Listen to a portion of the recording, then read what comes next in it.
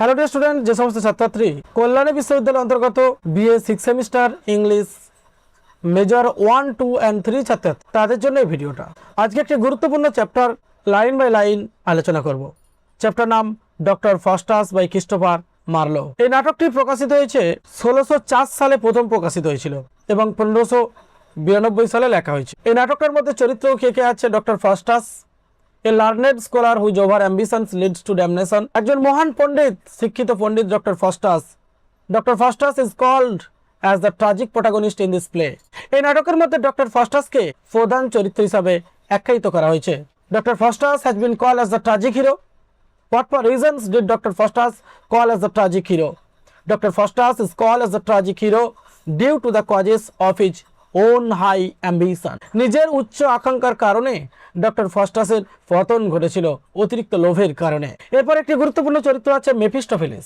Devil's, মেফিস্টোফেলটাকে না devil একটি চরিত্র, শয়তান চরিত্র, হু সার্ভস লুসিফার, যিনি লুসিফারের দাসত্ব হিসাবে কাজ করে। টেম্পটস ফস্টাস, ফস্টাসকে প্রলুব্ধ করে। 2 নম্বর চরিত্র আছে লুসিফার, যাকে নরকের রাজপুত্র বলা হয় লুসিফারকে, prince of hells. Good angel আছে, সবসময় ডক্টর ফস্টাসের যারা ভালো চায়।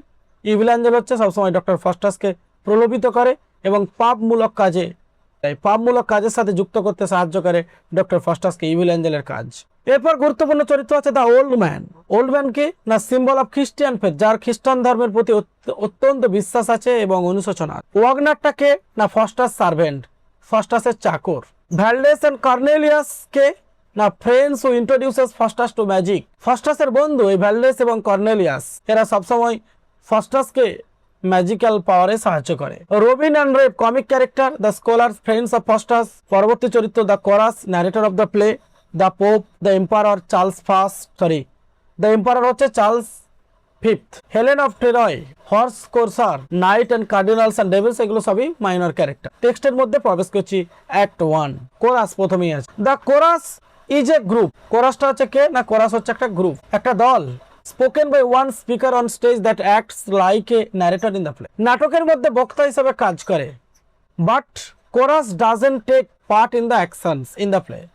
কিন্তু নাটকের মধ্যে কোরাস সরাসরিভাবে অংশগ্রহণ করে না, বাট গাইডেস দ্য অডিয়েন্স। যারা দর্শক থাকে তাদের পথ প্রদর্শক হিসাবে কোরাস কাজ করে। Nor marching now in fields of textual line. Thrasimene, থ্যাসিমেনটাকে থ্যাসিমেন হচ্ছে একটি যুদ্ধক্ষেত্রের জায়গা, যেটাকে বলা হয় battle field of lake Trasimene, a famous ancient war site. একটি প্রাচীনকালের বিখ্যাত যুদ্ধক্ষেত্রের নাম হচ্ছে ট্রার্সিমেন। এর পরবর্তী লাইনে প্রবেশ করেছি। Where Mars did mate the Carthaginians. মার্সটাকে না the Roman god of war, যুদ্ধের রোমানদের যুদ্ধের দেবতার নাম হচ্ছে Mars.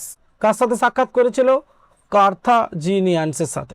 Not sporting in the dalliance of love in court of kings where state is overturned, nor in the pomp of proud audacious deeds intends our muse to vaunt our heavenly verse. Only this gentleman we must perform the forms of Faustus' fortunes. এগুলো সবই textual line.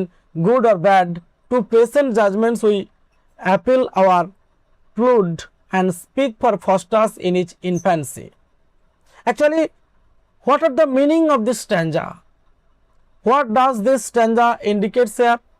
This stanza indicates the chorus tells the audience what the play will not be about and what it will be about. First, chorus says the play is not about great war, such as the famous battle where Mars, the Roman god of war, fought with the কার্থাজিনিয়ান্স। Actually রোমানদের যুদ্ধ দেবতা Mars এবং এই কার্থাজিনিয়ান্সদের মধ্যে লড়াই হয়েছিল। It is not about romantic love or love affairs in royal court where political power is open change through intrigue. এই হচ্ছে ডে স্টুডেন্ট, তোমাদের লাইন বাই লাইন টেক্সটের ব্যাখ্যাটা দিলাম।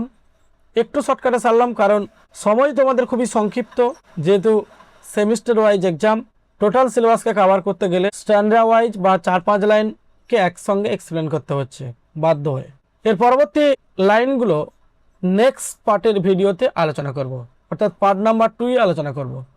সুতরাং যারা ফুল ডক্টর ফস্টাসের নাটকটির ডিসকাশন পেতে চাও বা বুঝতে চাও, তারা অবশ্যই চ্যানেলটিকে সাবস্ক্রাইব করে রাখবেন। সুতরাং পরের ভিডিওটা তোমরা দেখতে যথেষ্ট উপকৃত হবে।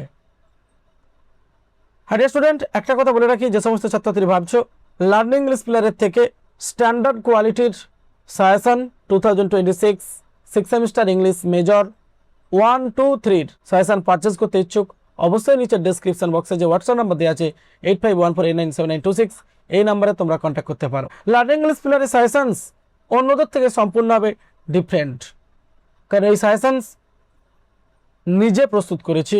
এই সাজেশনস কোনো গুগল বা কোনো অন্য কোনো অনলাইন সোর্স থেকে নেওয়া নয়।